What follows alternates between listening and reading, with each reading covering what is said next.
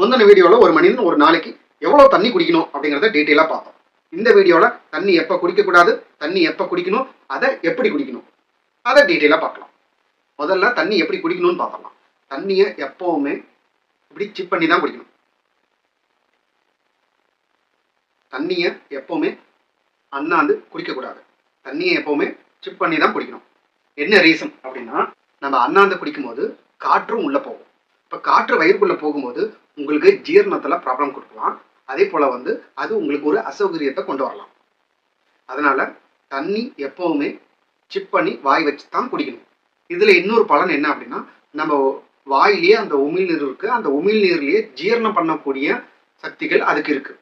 அந்த சக்தியும் நம்ம வயிறுக்குள்ளே போகணும் அப்படின்னா நீங்கள் வாய் வச்சு குடித்தா மட்டும்தான் அந்த ஜூசஸ் வயிறுக்குள்ளே போய் அதுவுமே ஜீரணத்துக்கு பயன்படும். அதனால் தண்ணி எப்படி குடிக்கணும் அப்படின்னா வாய் வச்சு தான் குடிக்கணும். இல்லை நான் பப்ளிக் பிளேஸில் இருக்கேன், மற்றவங்க குடிக்கிறது நான் யூஸ் பண்ணுறேன் அப்படின்னா அந்த இடத்துல எக்ஸப்ஷனலாக நீங்கள் வாய் வச்சு குடிக்க தேவை, நீங்கள் அண்ணாந்தே குடிக்கலாம். அதே போல் தண்ணியை ஸ்ட்ரா போட்டு குடிக்கலாமா அப்படின்னா ஸ்ட்ரா போட்டு குடிக்காதீங்க. அதுலேயுமே உங்களுக்கு ஒரு குறிப்பிட்ட பர்சன்டேஜ் ஆஃப் ஏர் வயிற்றுக்குள்ளே போகும். ஜூஸ் குடிக்கிறீங்களே அந்த ஜூஸ் கூட அண்ணாந்து குடிக்க வேண்டாம், ஸ்ட்ரா போட்டு கூட குடிக்க வேண்டாம். என்ன ரீசன் அப்படின்னா, ஸ்ட்ரா ஜூஸில் இருக்குது, அந்த மேல் பகுதி பார்த்தீங்க அப்படின்னா கொஞ்சம் கேப் இருக்கும். அதை நம்ம உரியும் போது அந்த கேப்புக்கு இடைப்பட்ட கேப்பில் இருக்கக்கூடிய காற்றும் வயிறுக்குள்ளே போகும். அப்படி வயிறுக்குள்ளே போகும்போது உங்களுக்கு ஜீரண ப்ராப்ளங்கள் வரலாம். சரிங்களா? கேஸ் ட்ரபிள் வரலாம். அதனால் நம்ம வயிறுக்கு அதிகபட்சமாக காற்று எப்படி உருவாகுது அப்படின்னா, நம்ம உள்ளே இருக்கிற வெளிக்காற்றுகள் தான் நம்ம வயிற்றுக்குள்ளே அதிகமாக இருக்கும். இன்னொரு விதத்தில் எப்படி வயிறில் கேஸ் உருவாகும் அப்படின்னா, நம்ம சாப்பிட்ட சாப்பாடு ஜீரணம் ஆகாமல் இருக்குது அப்படின்னா அது பாக்டீரியாவால் ஃபெர்மெண்ட் ஆகும். அப்படி ஃபெர்மெண்ட் ஆகும்போது கேஸ் உற்பத்தி ஆகும். ஸோ இந்த ரெண்டு விதத்தில் தான் கேஸ். ஒன்று வெளியிலேருந்து உள்ளே போகிற காற்று, இன்னொன்று நம்ம வயிற்றுக்குள்ளேயே உருவாகிற அந்த ஜீரணமாகாத உணவுகளால் உருவாகிற காற்று. இந்த ரெண்டு விதமான காற்று தான் நம்ம வயிற்றில் உருவாகும். அதனால் கேஸ் ட்ரபிள் உங்களுக்கு வரக்கூடாது அப்படின்னு நினச்சிங்கன்னா தண்ணியை அண்ணாந்து குடிக்கக்கூடாது, ஸ்ட்ரா போட்டும் குடிக்கக்கூடாது. ஜூஸாக இருந்தாலும் ஸ்ட்ரா போட்டு குடிக்கக்கூடாது, சிப் பண்ணி வாய் வச்சு தான் குடிக்கணும். அதுதான் ப்ராப்பர் ட்ரிங்கிங் மெத்தட். அடுத்தது தண்ணி எப்போ குடிக்கணும் அப்படிங்கிறத பார்க்கலாம். தண்ணி எப்போ குடிக்கணும் அப்படின்னா, நீங்கள் காலையில் தூங்கி எழுந்திருக்கிறீங்க, ப்ரஷ் பண்ணிக்கோங்க. நான் சொன்ன மாதிரி சிப் பண்ணி ஒரு டம்ளர், அதாவது ஒரு 50 ml மேக்ஸிமம் உங்கள் உடம்பு உங்கள் தேவையை பொறுத்து ஒரு 250 ml ஒரு 500 ml வரைக்கும் கூட குடிக்கலாம். அதுக்கு மேலே தேவையில்லை. அப்படி தண்ணி குடித்ததுலேருந்து மினிமம் ஒரு 1 ஹவராவது ஆகணும் நீங்கள் பிரேக்ஃபாஸ்ட் எடுக்கிறதுக்கு. சரிங்களா? தண்ணி குடித்த உடனே பிரேக்ஃபாஸ்ட்டு சாப்பிடக்கூடாது, கொஞ்சம் வெயிட் பண்ணுங்கள்.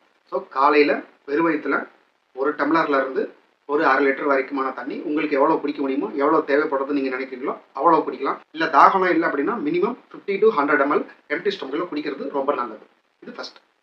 ரெண்டாவது, சாப்பிட்றதுக்கு முன்னாடி சாப்பிட்ட பிறகு எவ்வளோ நேரம் இடைவெளி விடணும் தண்ணி குடிக்கிறதுக்கு அப்படின்னா, சாப்பிட்றதுக்கு ஒரு 45 minutes பிஃபோர், சாப்பிட்டுட்டு ஒரு 1/2 hour வரைக்கும் தண்ணி குடிக்காமல் இருந்தால் உங்களுக்கு டைஜஷனுக்கு ரொம்ப ஹெல்ப்ஃபுல்லாக இருக்கும். அதனால தான் நான் முன்னாடியே சொன்னேன், நீங்கள் எம்டி ஸ்டொமக்கில் காலையில் வெறும் வயிற்றில் தண்ணி குடிக்கிற மாதிரி இருந்தாலும் அப்படி குடிச்சிட்டு அட்லீஸ்ட் ஒரு 45 minutes 1 ஹவராவது வெயிட் பண்ணணும் பிரேக்ஃபாஸ்ட்டு சாப்பிட்றதுக்குன்னு சொல்லியிருந்தேன். அதுக்கு ரீசன் இதுதான், டைஜஷனுக்கு கொஞ்சம் ஹெல்ப் பண்ணணும். நீங்கள் இந்த மாதிரி குடிக்கும்போது, இந்த மாதிரி சாப்பிடும்போது எந்த சாப்பாட்டுக்கு முன்னாடியும், அது மதிய உணவாக இருந்தாலும் சரி, இரவு உணவாக இருந்தாலும் சரி, காலை உணவாக இருந்தாலும் சரி, சாப்பிட்றதுக்கு 45 நிமிஷத்துக்கு முன்னாடியிலேருந்து சாப்பிட்ற வரைக்கும், அதாவது இப்போ ஒரு 8 மணிக்கு சாப்பிட போகிறீங்கன்னா 7:15 8 மணி வரைக்கும் தண்ணி குடிக்கக்கூடாது. இதுவே லஞ்சு 2 மணிக்கு சாப்பிட போகிறீங்க அப்படின்னா ஒரு 1 அல்லது 1:15 2 மணி வரைக்கும் தண்ணி குடிக்கக்கூடாது. சாப்பிட்டதுக்கு அப்புறம் எவ்வளோ நேரம் கழிச்சு குடிக்கலாம் அப்படின்னா, சாப்பிட்டுட்டு கரெக்டாக ஒரு 20 ஒரு 40 நிமிஷம் வரைக்கும் வெயிட் பண்ணுறது ரொம்ப நல்லது. பழைய சாப்பாடோ அல்லது ஒரு ஜூஸியான ஃபுட்டு, ஒரு தயிர் சாப்பாடு, மோர் சாப்பாடு எடுக்கிறீங்கன்னா நீங்கள் தாராளமாக 40 நிமிஷம் கழிச்சே தண்ணி குடிக்கலாம். அப்படி இல்லை ஒரு ட்ரை ஃபுட்டு தான், ஒரு பிரியாணி அல்லது ஏதோ ஒரு ஆயில் ஃபுட்டு, பூரி, இந்த மாதிரியான உணவுகள் எடுக்கிறீங்க அப்படின்னா உங்களால் ஒரு 40 நிமிஷம் வரைக்கும்லாம் வெயிட் பண்ண முடியாது. அதனால் நீங்கள் ஒரு 1/2 மணி நேரத்தில் தாராளமாக தண்ணி குடிச்சிக்கலாம். சரி, சாப்பிடும்போது தண்ணி குடிக்கலாமா அப்படின்னா, சாப்பிடும்போது முடிஞ்ச வரைக்கும் தண்ணி குடிக்காதீங்க. இல்லை சாப்பிட ஆரம்பிக்கும் போது ஒரு 5 நிமிஷத்துக்கு முன்னாடி, ஒரு 10 நிமிஷத்துக்கு முன்னாடி தண்ணி குடிக்கலாமா, சாப்பிட்றதுக்கு உட்கார்ந்த பிறகு தண்ணி குடிக்கலாமா அப்படின்னு உங்களுக்கு சந்தேகம் வரலாம். சில சமயங்களில் குடிக்கலாம். எந்த மாதிரி சமயம் அப்படின்னா, நீங்கள் வெயிலில் போயிட்டு வரீங்க, இல்லை ஏதாவது ஒரு ஒர்க் பண்ணிட்டு சாப்பிட்றதுக்காக உட்காருங்க அப்படின்னா உங்கள் உடம்பு ட்ரை ஆகிருக்கும், பிகாஸ் மெம்பரைன்ஸ் எல்லாம் ட்ரை ஆகிருக்கும். அப்போ உங்களுக்கு தாகம் வரும். அதனால் அந்த தாகத்தை லைட்டாக போக்குறதுக்கு ஒரு சிப், ஒரே ஒரு சிப் தண்ணி கொஞ்சோண்டு குடிச்சிட்டு அதுக்கப்புறம் நீங்கள் சாப்பிட ஆரம்பிக்கலாம். ஆனால் 50 ml 100 ml அளவுக்குலாம் சாப்பிட்றதுக்கு 2 நிமிஷம் 3 நிமிஷம் முன்னாடி குடிக்காதீங்க. சாப்பிடும்போது விக்கல் வந்தாலோ அல்லது உணவு முழுங்கிறதுக்கு ரொம்ப ட்ரையாக இருக்குது, அதை முழுங்கிறதுக்கு கஷ்டமாக இருந்தாலும் கொஞ்சம் கொஞ்சம் தண்ணி குடிக்கலாம். அதே போல் காரமான உணவு எடுத்துக்கிட்டு இருக்கீங்க அப்படின்னா நீங்கள் தாராளமாக சாப்பிடும்போது ஒரு சிப் கொஞ்சம் கொஞ்சம் குடிக்கலாம். சாப்பிட்ட பிறகு இல்லை காரமான உணவு சாப்பிட்ருக்கேன், ட்ரையான வறட்சியான உணவு சாப்பிட்ருக்கேன் அப்படின்னா தாங்கிக்க முடியல, அடுத்த 1/2 மணி நேரத்துக்கு என்னாலலாம் தண்ணி குடிக்காமல் இருக்க முடியாது அப்படின்னா குடிக்க ஆரம்பிக்கலாம். அதுவுமே நிறைய குடிக்காமல் கொஞ்சம் கொஞ்சமாக குடிச்சிட்டு சாப்பிட்றது 40 நிமிஷத்துக்கு பிறகு அடுத்த உணவுடைய 45 நிமிஷம் முன்னாடி வரைக்கும் நீங்கள் தாராளமாக தாகம் தீர்ற அளவுக்கு எவ்வளோ தண்ணி குடிக்கணும்னு விருப்பப்படுறீங்களோ அவ்வளோ தண்ணியை தாராளமாக குடிக்கலாம். இப்போ தண்ணி எப்போ குடிக்கக்கூடாது அப்படிங்கிறத சொல்லலாம்.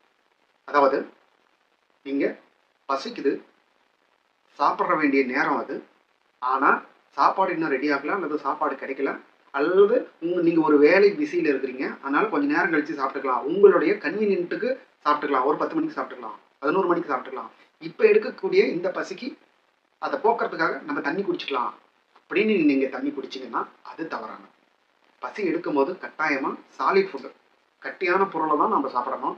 ஒருபோதும் தண்ணியோ அல்லது ஜூஸோ குடித்து தண்ணி போடக்கூடாது. அப்படி தண்ணி போடுறீங்கன்னா கேஸ் ட்ரபிள் வரலாம், டைஜஷன் டிஸ்டர்ப் ஆகலாம். சரிங்களா? அப்போ தண்ணி எப்போ குடிக்கக்கூடாது அப்படின்னா பசி எடுக்கும்போது தண்ணி குடிக்கக்கூடாது. இப்போ பசி எடுக்கும்போது என்ன பண்ணோம்? சாப்பிடணும், தண்ணி குடிக்கக்கூடாது. ஓகே. அதே போல் இன்னொரு சுச்சுவேஷனில் எப்போ தண்ணி நிறையா குடிக்க வேணும்னா பிஃபோர் ஸ்லீப், தூங்க போகிறதுக்கு முன்னாடி நீங்கள் தண்ணி நிறையா குடிச்சிட்டிங்க அப்படின்னா அது உங்களுடைய ஸ்லீப்பை ரொம்ப டிஸ்டர்ப் பண்ணும். அதனால் நீங்கள் ஒரு 8 மணி 9 மணிக்குள்ளே சாப்பிட்ருங்க. சாப்பிட்டுட்டு ஒரு 1/2 hour கழித்து குடிக்க ஆரம்பிங்க. 9:30 10 10:30 மணிக்கோ நீங்கள் தூங்க போகிறீங்க அப்படின்னா கொஞ்சம் தண்ணி குடிச்சிட்டு தூங்கலாம். இல்லை தண்ணி நிறையா தேவைப்படுதுன்னா நீங்கள் குடிக்கலாம். குடிச்சிட்டு ஒரு 1/2 hour 1 hour கழிச்சு யூரின் போயிட்டு அப்புறம் தூங்குங்க. உங்கள் ஸ்லீப்பு பெரிய அளவில் டிஸ்டர்ப் ஆகாமல் இருக்கும். பட் ஓவரால் ஒரு நைட்டில் 1 time யூரினுக்காக எந்திரிக்கிறதுங்கிறது நார்மல் தான். பட் ஸ்லீப்புக்கு முன்னாடியே நிறைய ஒரு 1/2 liter 1 literலாம் குடிக்கிறீங்க அப்படின்னா அது தூக்கம் ஆரம்பித்த 1 மணி நேரம் 2 மணி நேரத்துலேயே உங்களை எழுப்பி விட்டுரும். அதனால் தூங்குறதுக்கு முன்னாடி நிறைய தண்ணி குடிக்கிறத தவிர்க்கிறது நல்லது. ஸோ இந்த வீடியோவில் தண்ணி எப்படி குடிக்கணும், எப்போ குடிக்கணும், எப்போ குடிக்கக்கூடாது அதையெல்லாம் டீட்டெயிலாக பார்த்துருக்கோம். முடிஞ்ச வரைக்கும் இதை ஃபாலோ பண்ணுங்கள். இந்த டைரக்ஷன்ஸ், இந்த கைட்லைன்ஸ் எல்லாருக்கும் எல்லா நேரத்துலையும் ஃபாலோ பண்ண முடியுன்ற எந்த பாசிபிலிட்டியும் கிடையாது. புரியுதுங்களா? சில இடங்கள்லாம் சாப்பாடே கிடைக்காம போகலாம். அப்போ என்ன பண்ணுறது? தண்ணியை குடிச்சு தான் அந்த நேரத்தை நம்ம ஒப்பேற்றுற மாதிரி இருக்கும். அதில் தப்பு ஒன்றும் இல்லை. அது அந்த சுச்சுவேஷனுக்கு ஏற்ற மாதிரி இந்த வழிமுறைகளை நீங்கள் அட்ஜஸ்ட் பண்ணிக்கலாம், ஆல்டர் பண்ணிக்கலாம். இல்லை இதெல்லாம் கரெக்டாக ஃபாலோ பண்ண முடியும்னா ஃபாலோ பண்ணுற வரைக்கும் உங்களுக்கு அதற்கான பெனிஃபிட்ஸ் கிடைக்கும். இல்லை ஃபாலோ பண்ண முடியாத சூழ்நிலைகள்லாம் வருது. இப்போ சிப் பண்ணி தான் குடிக்கணுன்றேன், இதுவே ஒரு பப்ளிக் பிளேஸ் இல்லை ரிலேட்டிவ் வீட்டுக்கு போயிருக்கிறோம் அப்படின்னா அங்கே இருக்கிற அந்த டம்ளரை நம்ம வாங்கி வச்சு குடிக்கணுன்ற சூழ்நிலைகள் நமக்கு அமையாது. மற்றவங்களுக்கும் அந்த டிஸ்டர்பன்ஸாக ஃபீல் ஆகும். சில சமயங்களில் நம்ம வாயில் இருக்கிற நோய் கூட மற்றவங்களுக்கு பரவறதுக்கு வாய்ப்புகள் இருக்குது. அதனால் அந்த மாதிரி இடங்கள்ல இது போல் விதிமுறைகளை மீறுறதுல எந்த தப்பும் கிடையாது. ஸோ எவ்வளோ தூரம் இந்த கைட்லைன்ஸை ஃபாலோ பண்ண முடியுமோ அவ்வளோ தூரம் ஃபாலோ பண்ணுங்கள். முடியாத இடங்கள்ல மீறுங்க, ஒன்றும் தப்பு இல்லை. மீண்டும் ஒரு நல்ல பதிவில் சந்திப்போம்.